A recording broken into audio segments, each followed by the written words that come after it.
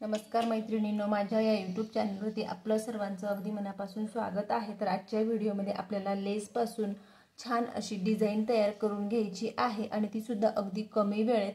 तर त्याच्यासाठी तुम्ही जो कोणता साइजचा ब्लाउज शिलाई करत असणार तर त्या मापानुसार शोल्डर, मुंडा ही माप टाकून घ्यायची आहे। तर हा आहे 32 साइजचा ब्लाउज। याचा शोल्डर घेतलं 5 इंच आणि मुंडा घेतला 5.5 इंच। त्याच्यानंतर मग गळा ओपन केला 2 इंचावरती, गळ्याची खोली घेतली 10.5 इंच। त्याच्यानंतर वरच्या बाजूला 1/2 इंच इतका तिरकस उतार दिला। मागचा मुंडा इथं मी मोजून घेतला आणि शेप देऊन घेतला 1 इंचावरती आणि इथं मी अर्धा इंच असा तिरकस अशा पद्धतीने मुंड्याचा शेप देऊन घेतला। त्याच्यानंतर मग जो काही कमर आहे, कमरेचा चौथा भाग, त्याच्या पुढे 1.5 इंच शिलाई मार्जिन आणि मागचा 1 इंचाचा टक्स मी इथं मोजून आणि ही माप टाकून घेतली। हा घेतला 4 इंचाचा टक्स आणि दोघही बाजूंना अर्धा इंच अंतर मोजून घेतलं।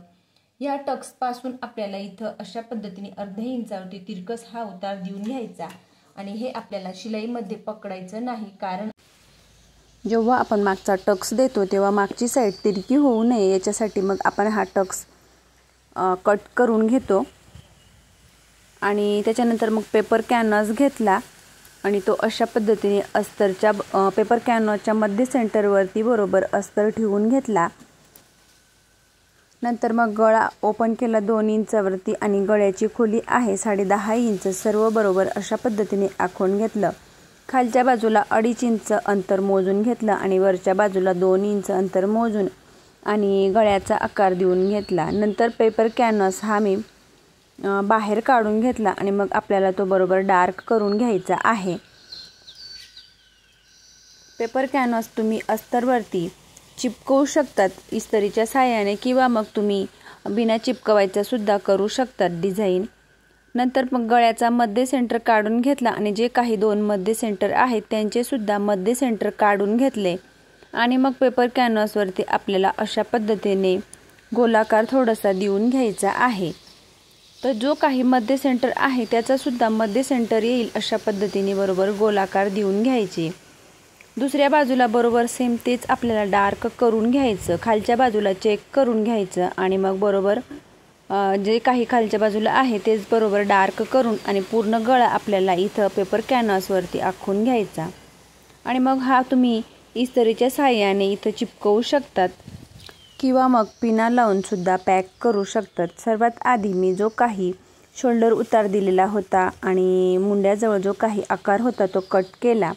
नंतर मग ब्लाऊज पिसा उलट सुलट बरोबर चेक करून घ्यायचा आहे आणि मग त्याच्यावरती आपल्याला अस्तर ठेवून घ्यायचा आहे आणि मग नंतर आपल्याला पेपर कॅनव्हास ठेवायचा आहे। इथं आपल्याला अस्तर पलटवून घ्यायचा आहे, म्हणून बाहेरील बाजू आणि आतील बाजू बरोबर चेक करायची आहे।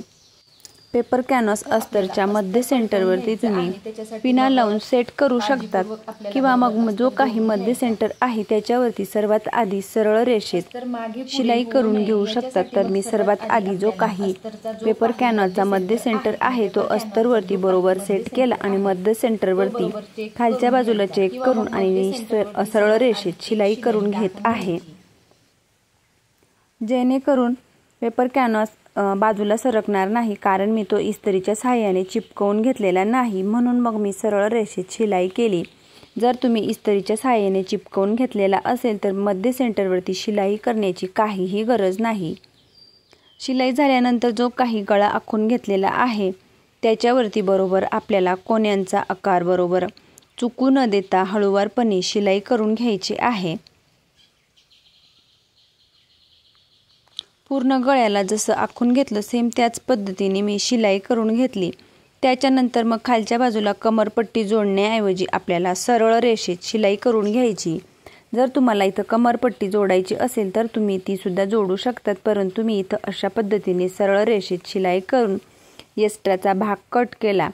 नंतर मग गळ्याचा आकार बरोबर अशा पद्धतीने कट करून घ्यायचा आहे आणि सर्वात आधी जे काही कोने आहेत कोण्यांना आपल्याला सरळ रेषेत कट मारून घ्यायचा आणि त्याच्यानंतर मग जो काही गोल आकार आहे त्याच्यावरती आपल्याला छोटे छोटे कट मारून घ्यायचे, जेणेकरून आपण अस्तर पलटवणार तेव्हा खूप छान असं फिनिशिंगमध्ये अस्तर पलटवला जातो।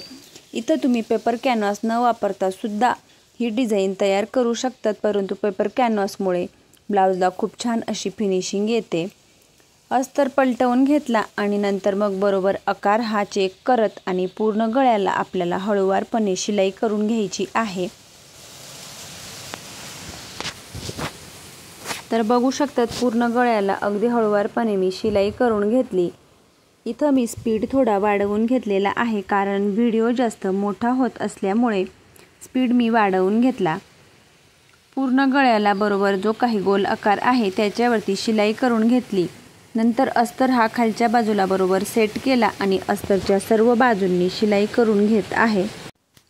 अस्तरच्या सर्व बाजूंनी आपल्याला शिलाई करून घ्यायची। खालच्या बाजूला सुद्धा ब्लाऊज पीस किंवा अस्तर हा बरोबर चेक करतच आपल्याला सरळ रेषेत शिलाई करायची। अस्तरवरती एक हात ठेवायचा, जेणेकरून आतमध्ये घोळ वगैरे होणार नाही। ब्लाऊज पीस हा थोडा बारीक असल्यामुळे आपल्याला या गोष्टी काळजीपूर्वक चेक करायच्या। नंतर एक्स्ट्राचा जो काही कपडा आहे तो कट केला आणि मागच्या साईडचे जे काही टक्स आहेत ते दोघंही बाजूंचे टक्स आपल्याला मारून घ्यायचे आहेत। तर मागचा पार्ट पूर्ण रेडी करून घेतला आणि त्याच्यानंतर मग इथं तुम्ही तुमच्या आवडीनुसार जाड किंवा बारीक लेसचा वापर करू शकतात। तर मी अशा पद्धतीने लेस वापरून घेत आहे गोल्डन कलरची, आणि जो काही कोना आहे जो काही गोल आकार आहे त्याच्या कोण्यावरती आपल्याला थोडीशी लेस ही थोडी फोल्ड करून घ्यायची, जेणेकरून आपल्याला गोल आकार बरोबर छान असा येईल, म्हणजेच आकार आपला चुकणार नाही। नंतर मग पूर्ण लेसवरती आपल्याला डबल शिलाई ही मारून घ्यायची आहे। तर अशा पद्धतीने पूर्ण लेसवरती मी डबल शिलाई मारून घेतली आणि फायनली मी ब्लाऊजला दोरी लावून आणि लटकन लावून ही डिझाईन रेडी केली।